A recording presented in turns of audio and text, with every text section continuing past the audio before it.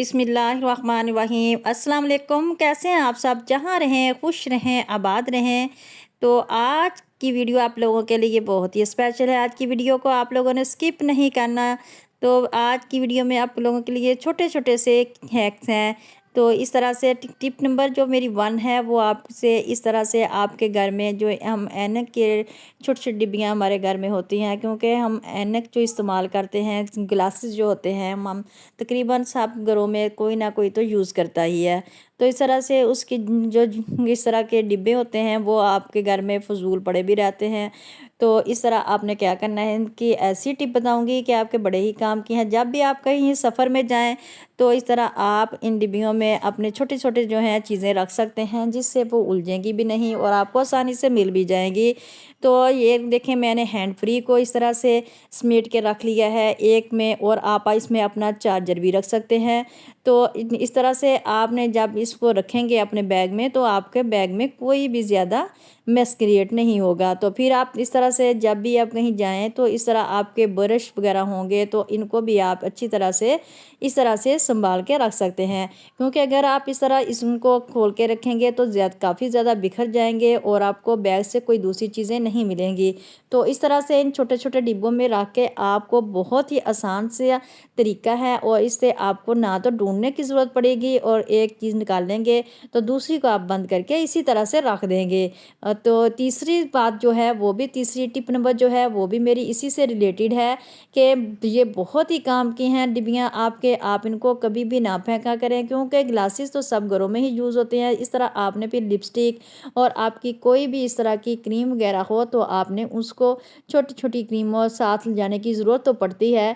तो आपने इस तरह इनमें रख लेनी है और इस तरह आप अपने बैग में रख लें, क्योंकि ये दूसरी चीज़ों को भी नहीं लगेंगी और ना ही इनके कैप उतरेंगे। इस तरह से आप इनको ऑर्गेनाइज करके रख सकते हैं।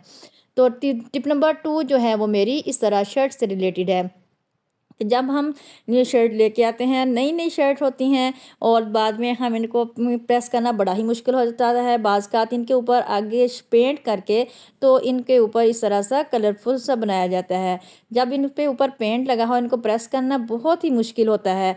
आपने आज क्या करना है, कागज़ ले लेना है और प्रेस को आपने अच्छी तरह से गर्म कर लेना है। गर्म करने के बाद आपने फिर इस तरह कागज़ ऊपर रख के आपने कोई भी पेपर ले लेना है, रख के आपने ऊपर इस तरह प्रेस करना है।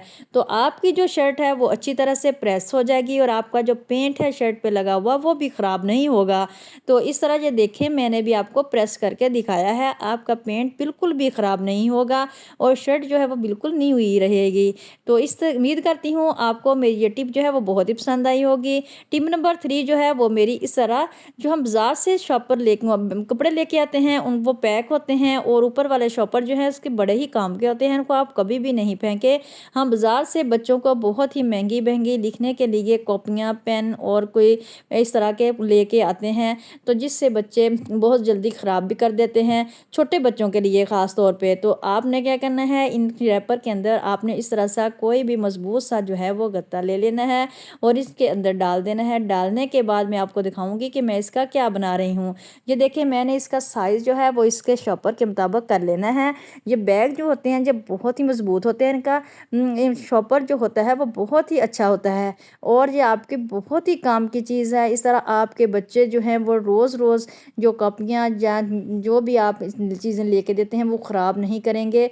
इस तरह से वो इसी के ऊपर आपको डिज़ाइन करके चीज़ें भी दिखाएंगे। तो फिर मैंने दोनों साइड से वो इसको कट कर लिया है और इसके साइज़ का इसको कर लिया। इस तरह मैं इसके अंदर डाल लूँगी। तो इस डालने के बाद फिर मैंने इसको आगे से इस तरह फ़ोल्ड कर लेना है। फ़ोल्ड करने के बाद मैंने इसके ऊपर अच्छी तरह से टेप लगा दूँगी, क्योंकि ये अच्छी तरह से इसके ऊपर सेट हो जाए और इसमें कोई भी बल वगैरह ना हो। तो ये वैसे ही इतना अच्छा होता है कि ये बहुत ही अच्छी तरह से ऊपर सेट हो जाता है। फिर मैं आपको दिखाती हूँ कि मैंने इसका क्या करना है। तो उम्मीद करती हूँ कि आपको मेरी ये टिप बहुत पसंद आई होगी। आएगी। तो इस तरह से अगर आप मेरे चैनल पर न्यू हैं, मेरे चैनल को लाइक, सब्सक्राइब और शेयर लाजमी कर दीजिए। तो आप सब बहन भाइयों से रिक्वेस्ट है कि आप मेरी वीडियो को देखते ही सब्सक्राइब, लाइक और शेयर लाजमी कर दीजिए करें। तो सब्सक्राइब करने के साथ साथ आप अपने प्यारे प्यारे कमेंट जो हैं वो भी मुझे बता दिया करें। जो देखें इस तरह हम जिस तरह बाज़ार से इस तरह जैसे हम पहले स्लेट बोलते थे, इस तरह हम ला के देते थे तो बच्चे इसके ऊपर लिखते थे, फिर अपनी राइटिंग को भी अच्छा बनाते थे। छोटे बच्चों के लिए ख़ास कर ये है कि वो बच्चे जो है वो मसरूफ़ रहते हैं, तो इस तरह से आप इन्हें घर में बना के दे सकते हैं। तो ऊपर अच्छी तरह से वो अपनी राइटिंग कर सकते हैं, अपने फूल बना सकते हैं, जो भी पेंटिंग करना चाहें वो बना सकते हैं। फिर आप इसको आसानी से जो है वो साफ़ कर लेंगे। तो इस ये देखिए मैं आपको सामने अच्छी तरह से लिख के भी दिखा रही हूँ, ऊपर लिखा भी जा रहा है। फिर मैं आपको दिखाऊंगी कि मैं आपने इसको किस तरह से साफ़ करना है।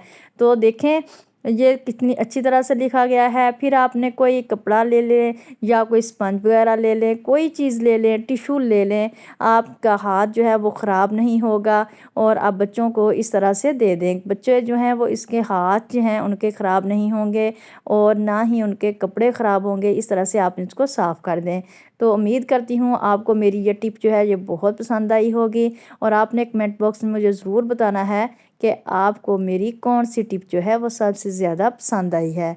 तो इस तरह टिप नंबर मेरी 4 जो है वो इस तरह साबुन से रिलेटेड है कि जो हम साबुन घर में इस्तेमाल करते हैं उसके इस तरह छोटे छोटे पीसेस जो हैं वो बच जाते हैं। और आप जब इस तरह के छोटे छोटे पीसेस बच जाएँ तो आप इनको कभी भी ज़ाया मत करें, ये भी हमारे बहुत ही काम के होते हैं। और हर चीज़ आजकल इतनी महंगी हो गई है कि हमारे ख़रीदने की पहुंच से दूर हो गई है और हमको इनको आसानी से ख़रीद नहीं सकते। तो आपने इस तरह एक सोक ले लेनी है, फिर आपने इसमें इस तरह से इस साबुन के सारे टुकड़े डाल लेने हैं। और डालने के बाद मैं आपको बताऊंगी कि आप इसका इस्तेमाल कहाँ कहाँ कर सकते हैं। तो अगर आप वॉशिंग मशीन में साबुन यूज़ करते हैं तो अगर इस तरह आप इसको सॉक में डाल के ऊपर से नॉट लगा दें, और वॉशिंग मशीन में भी आप डाल सकते हैं। तो डालने के बाद आप देखेंगे कि साबुन आपका बिल्कुल जो है वो जो है ख़त्म हो जाएगा, और इस तरह आपके कपड़े भी साफ़ हो जाएंगे और आपका साबुन जो है वो भी इस्तेमाल हो जाएगा। इस तरह आप छोटे छोटे टुकड़ों को ज़ाया ना किया करें। तो इसी तरह फिर आप इस जब वॉशरूम को साफ़ करते हैं या आप सिंक वगैरह को साफ़ करते हैं, ना तो आपको किसी कपड़े की ज़रूरत पड़ेगी ना जाली की ज़रूरत पड़ेगी। तो आपने इस तरह से इसको अच्छी तरह से इसके साथ वॉश कर लेना है, और अच्छी तरह से ये बहुत ही अच्छी तरह से जो वॉश हो जाएगा और आपका साबुन भी ज़ाया नहीं होगा।